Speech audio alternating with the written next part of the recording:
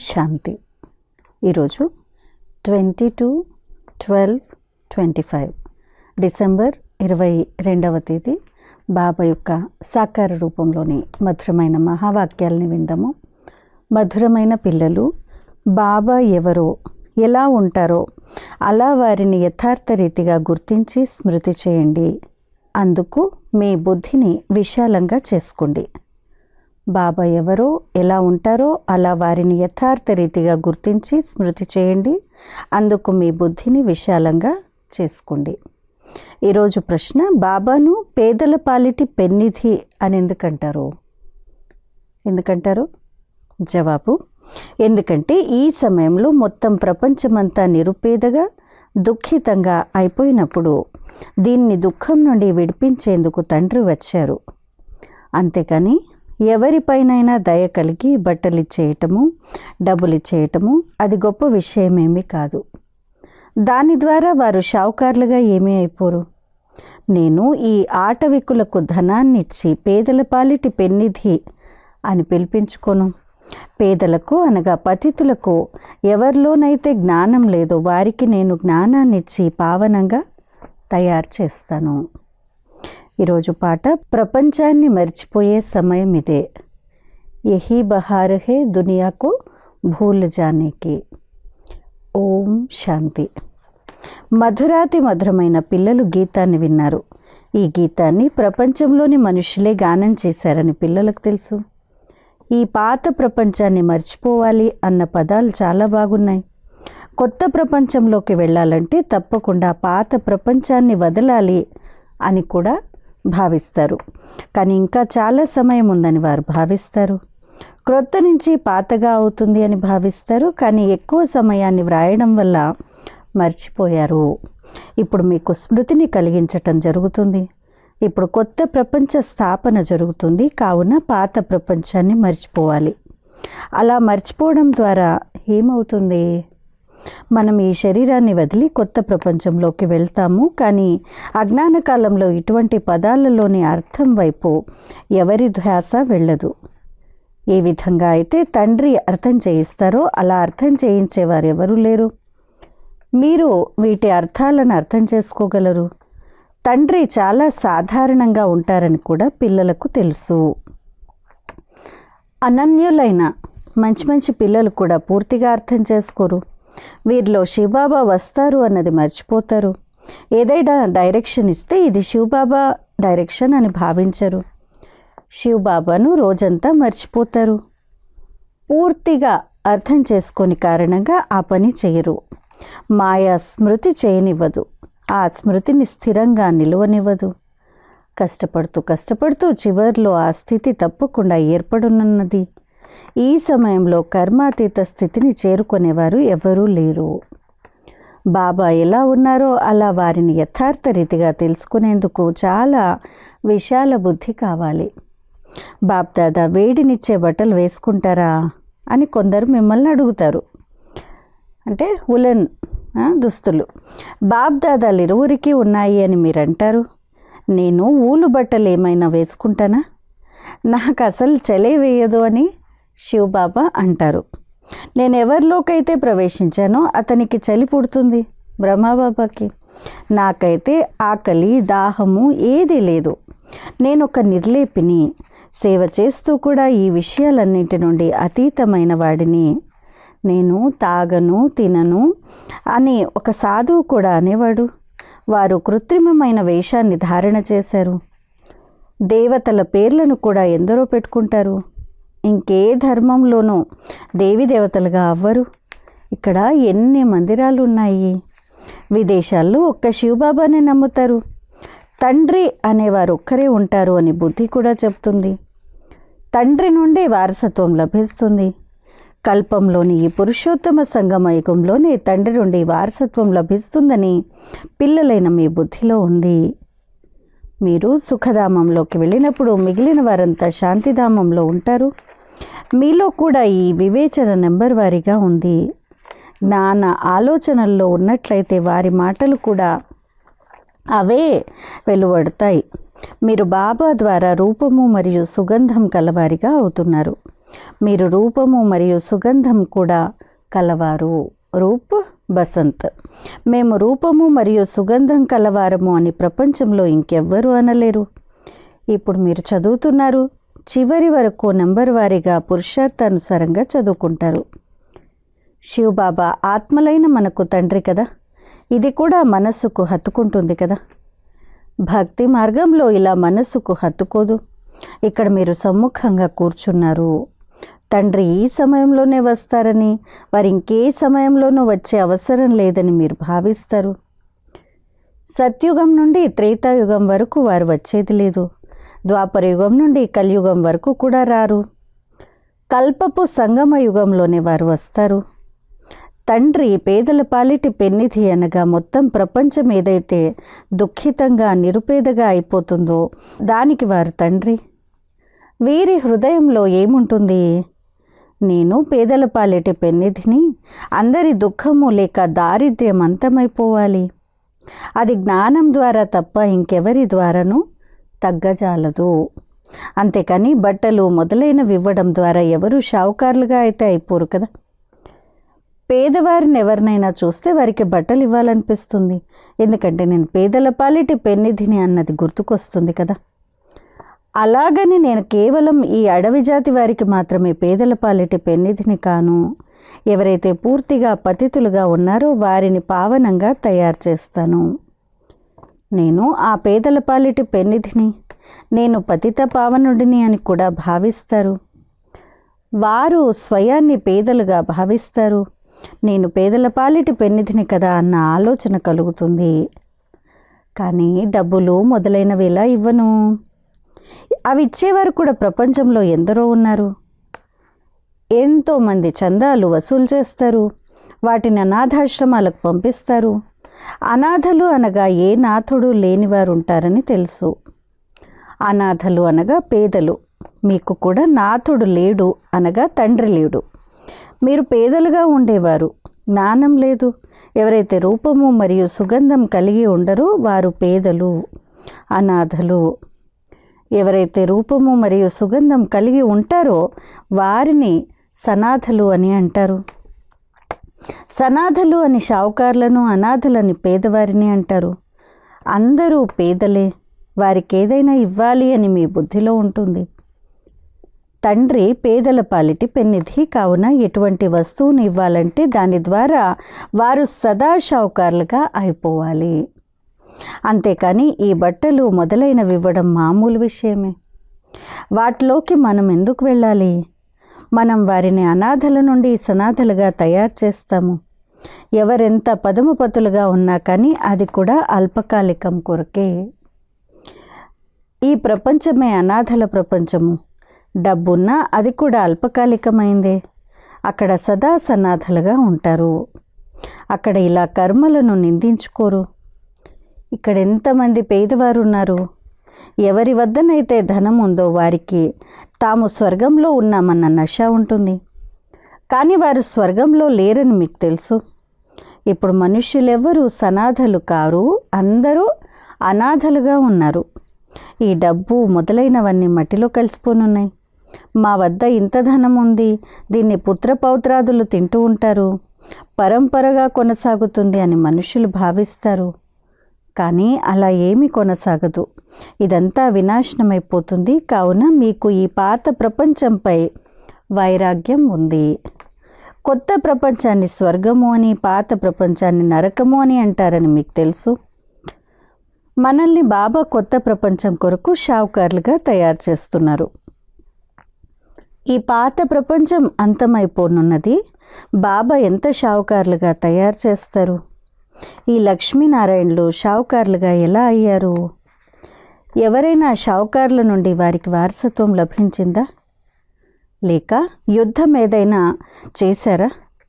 ఏ విధంగా ఇతరుల రాజ్య సింహాసనాన్ని పొందారో అలా వారు పొందారా? లేక కర్మల అనుసారంగా వారికి ధనం లభించిందా? తండ్రి కర్మలు నేర్పించే విధానం పూర్తిగా అతీతమైంది. కర్మ, అకర్మ, వికర్మ అన్న పదాలు కూడా స్పష్టంగా ఉన్నాయి కదా. శాస్త్రాల్లో కొన్ని పదాలు ఉన్నాయి. పిండిలో ఉప్పున్నంత ఉంటుంది. ఎక్కడ ఈ కోట్లాది మంది మనుషులు, ఎక్కడ మిగిలే 9 లక్షల మంది పావు వంతు కూడా ఉండరు.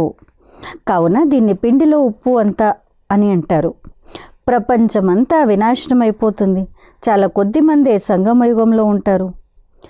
కొందరు ముందే శరీరాన్ని వదిలి వెళ్తారు. వారు మళ్ళీ రిసీవ్ చేసుకుంటారు. మొగలి అనే అమ్మాయి ఉండేది కదా, తాను ఎంతో బాగుండేది. కావున తాను చాలా మంచి ఇంట్లో జన్మ తీసుకుని ఉంటుంది. నెంబర్ వారీగా సుఖంలోనే జన్మ తీసుకుంటారు.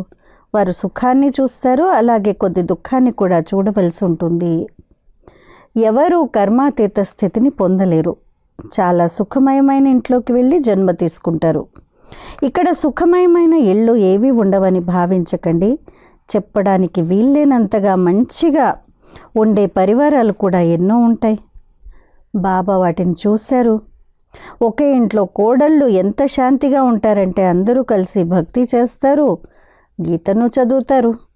ఇంతమంది కలిసి ఉంటున్నారు, గొడవ ఏది జరగదా అని బాబా అడిగితే, మా వద్ద స్వర్గమే ఉంది, మేమందరము కలిసే ఉంటాము, ఎప్పుడు పోట్లాట్లు గొడవలు ఉండవు, శాంతిగానే ఉంటాము అని అన్నారు. సాకార్ బాబా అలా పెద్ద పెద్ద పరివారాల్లోకి వెళ్ళినప్పుడు అలా అడిగితే ఇలాంటి సమాధానం చెప్పేవారు. ఇక్కడ స్వర్గం ఉన్నట్లుంది అని అంటారు. అనగా తప్పకుండా స్వర్గం ఒకప్పుడు ఉండి గతించింది, కావునని ఇక్కడ స్వర్గం ఉన్నట్లుంది అని అంటారు. కానీ ఇక్కడ చాలామందికి స్వర్గవాసులుగా అయ్యే స్వభావం ఉండదు. దాసదాసీలు కూడా తయారవ్వాలి కదా. ఇక్కడ రాజధాని స్థాపన జరుగుతుంది. ఎవరైతే బ్రాహ్మణులుగా అవుతారో వారు దైవీ వంశంలోకి వస్తారు. కానీ నంబర్ వారీగా ఉన్నారు. కొందరు చాలా మధురంగా ఉంటారు, అందరినీ ప్రేమిస్తూ ఉంటారు, ఎప్పుడూ ఎవరిని కోప్పడరు. కోప్పడితే దుఃఖం కలుగుతుంది. ఎవరైతే మనస వాచ కర్మణ ఇతరులకు దుఃఖాన్ని ఇస్తూ ఉంటారో వారిని దుఃఖిత ఆత్మ అని అంటారు. పుణ్యాత్మ పాపాత్మ అని అంటారు కదా. శరీరం పేరును ఎవరైనా తీసుకుంటారా? నిజానికి అలా ఆత్మయే అవుతుంది. పాపాత్మలందరూ కూడా ఒకేలా ఉండరు, అలాగే పుణ్యాత్మలు కూడా అందరూ ఒకేలా ఉండరు.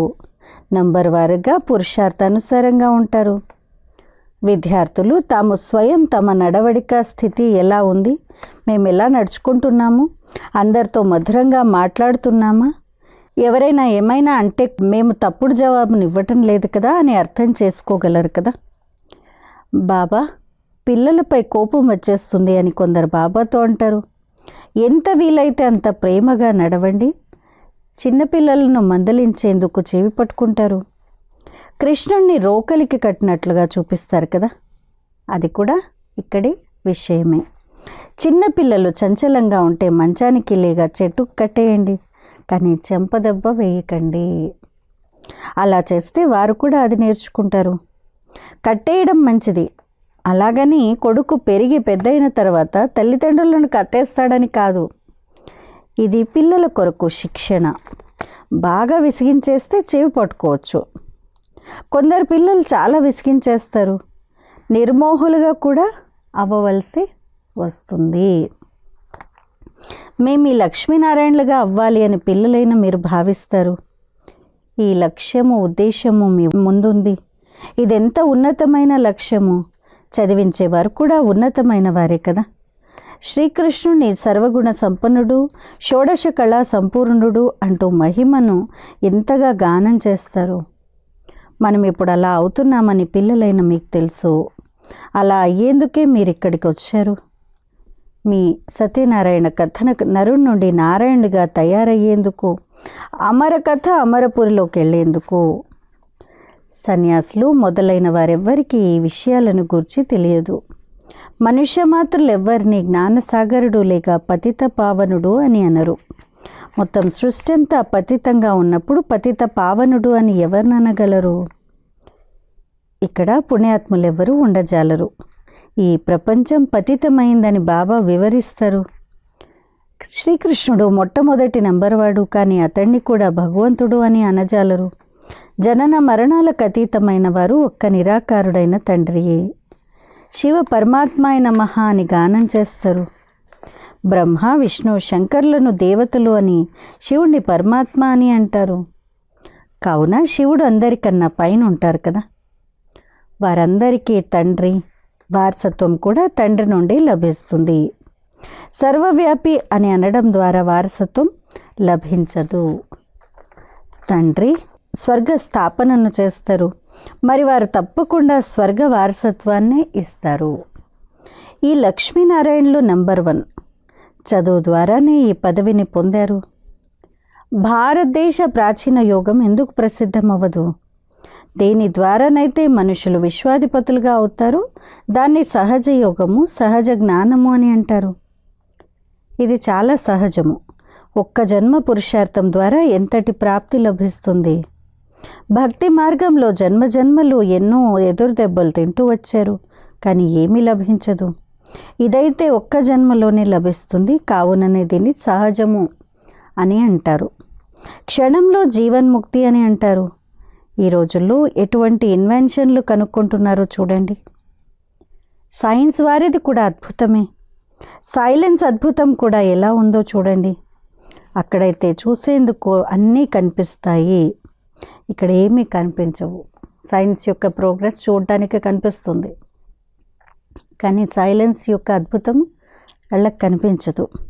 మీరు శాంతిగా కూర్చున్నారు, ఉద్యోగాలు మొదలైనవి కూడా చేస్తారు. చేతులు పనిపైన మరియు ఆత్మ మనస్సు ప్రియునిపైన. కామ్కార్డే దిల్యార్డే అంటారు కదా. ప్రేయసి ప్రియులు కూడా గానం చేయబడతారు కదా. వారు ఒకరి రూపంపై ఒకరు ప్రేమను కలిగి ఉంటారు. అక్కడ వికారాల విషయం ఏది ఉండదు. ఎక్కడ కూర్చున్నా వారు గుర్తుకొస్తారు. రొట్టె తింటూ కూడా ముందు తనను చూస్తూ ఉంటారు. అంతిమంలో మీకు ఈ స్థితి ఏర్పడుతుంది. కేవలం తండ్రినే స్మృతి చేస్తూ ఉంటారు.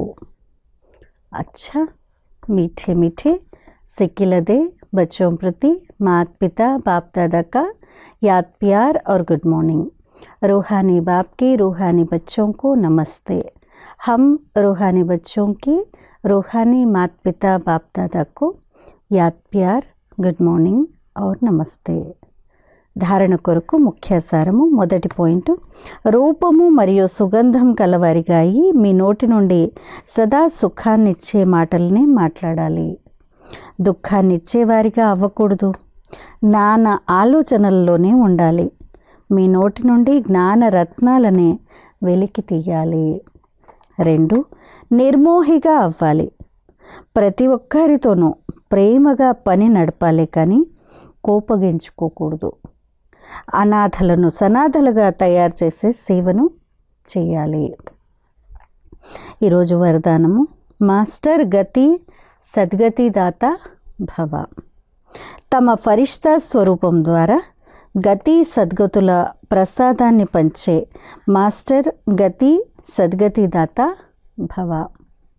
తమ ఫరిష్తా స్వరూపం ద్వారా గతి సద్గతుల ప్రసాదాన్ని పంచే మాస్టర్ గతి సద్గతి దాత భవ. వర్తమాన సమయంలో విశ్వంలోని అనేక ఆత్మలు పరిస్థితులకు వశమై ఆర్తనాదాలు చేస్తున్నారు. కొందరు ధరల కారణంగా, కొందరు ఆకలితో, కొందరు తనువు యొక్క రోగాలతో, మరికొందరు మనస్సు యొక్క అశాంతితో ఆర్తనాదాలు చేస్తున్నారు.